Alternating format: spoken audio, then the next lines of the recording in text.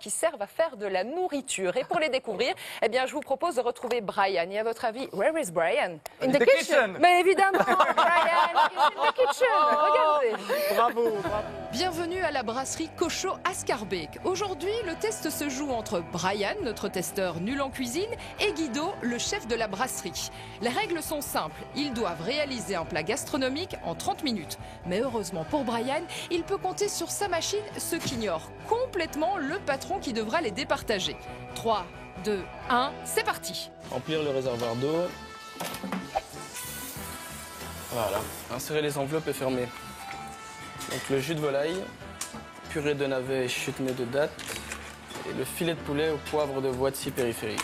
Là, je suis en train de faire ma purée de navets qui prendra entre 15 et 20 minutes, plus ou moins.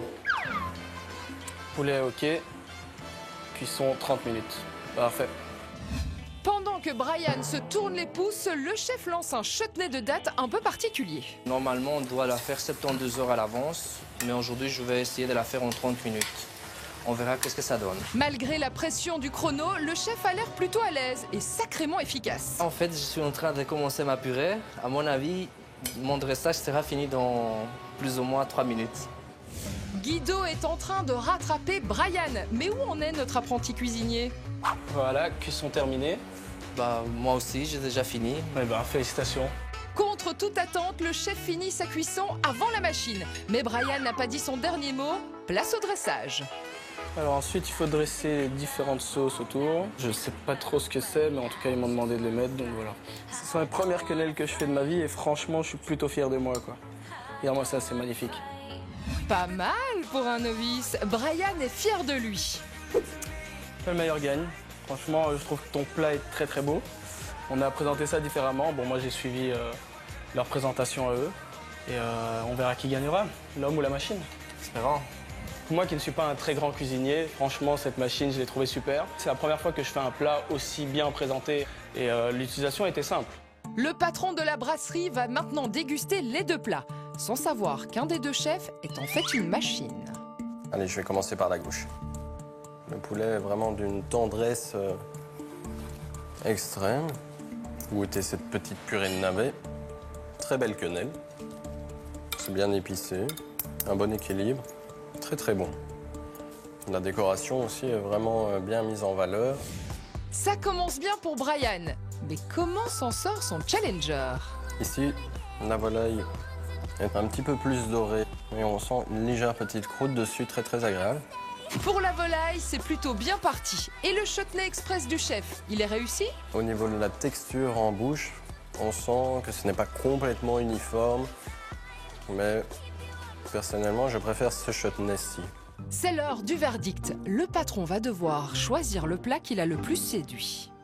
Des deux côtés, c'est très très bon. Maintenant, je suis persuadé que mon chef a réalisé cette assiette-ci. Et je préfère au niveau des textures ici, la purée de navet et du chutney de date également. Beaucoup moins uniforme, donc ça modifie un petit peu les saveurs en bouche. Donc moi, j'ai une grande préférence de ce côté-ci. Bien vu, c'est donc le chef qui remporte la mise. Le patron va maintenant découvrir la vérité sur ce qui s'est passé en cuisine. En toute honnêteté, le chef, le voilà. Et c'est celui qui a préparé ce plat-là. Ça vous a plu? C'était très très bon quand même, hein. Vraiment très très bon, je dois avouer.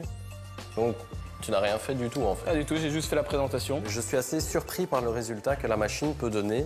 C'est un plat très très qualitatif et un cran au-dessus de tout ce qui est plat préparé. Mais personnellement, à choisir, soit de prendre le temps d'effectuer le plat avec cette machine ou aller au restaurant et me faire servir et le déguster, j'ai une préférence pour le restaurant, mais ça ne regarde que moi. Ah ouais, on a l'eau à la bouche, hein. Impressionnant le résultat. Ah, c'est dingue, mais c'est du haut de gamme, hein. En fait, tous les plats ont été préparés par la chef française Anne-Sophie Pic. Il faut savoir que tous ces produits sont frais, c'est sans conservateur, etc. Donc tout ça, c'est assez sympa, ça se commande sur Internet en 2 jours. Et il faut savoir que ça peut être conservé entre 7 et 14 jours au frais, bien entendu. Et cette machine n'est pas encore disponible, mais elle le sera avant les fêtes de Noël en Belgique, rassurez-vous. Et moi qui ne sais pas cuisiner, je trouve que c'est une véritable merveille, quoi. Tu m'étonnes. Alors, petit cours d'histoire, parce que la capsule n'est pas née de là dernière pluie. La première capsule, elle vient de Nestlé en 1974. C'est un monsieur Eric Fabre qui, pendant 21 ans, est passé pour un loser puisque ça n'a pas marché. Ça s'est planté pendant 21 ans. En 95, ça commence à avoir du succès. Pourquoi? Parce qu'au lieu de les vendre au restaurant, on commence à les vendre aux particuliers, c'est-à-dire à vous, à moi, à Sophie. Et là, ça explose jusqu'en 2008 où toutes les marques de café commencent à produire leurs propres capsules. Et aujourd'hui, on fait des capsules pour tout et n'importe quoi. Bientôt, pour vous, Sophie, un enfant peut-être, il y a des capsules en lait en poudre. Alors vous parlez du succès des capsules, vous avez oublié de parler de George Clooney, hein. Je pense qu'il a aussi Mais ça, je contribué, laisse à madame. il a contribué au succès. On a du temps, on a du temps. Mais si, je le fais, moi. What else? Where is George? George is in the kitchen. The kitchen. Manuel. Oui, ben voilà, le café, évidemment, c'est les fameuses capsules de Nestlé.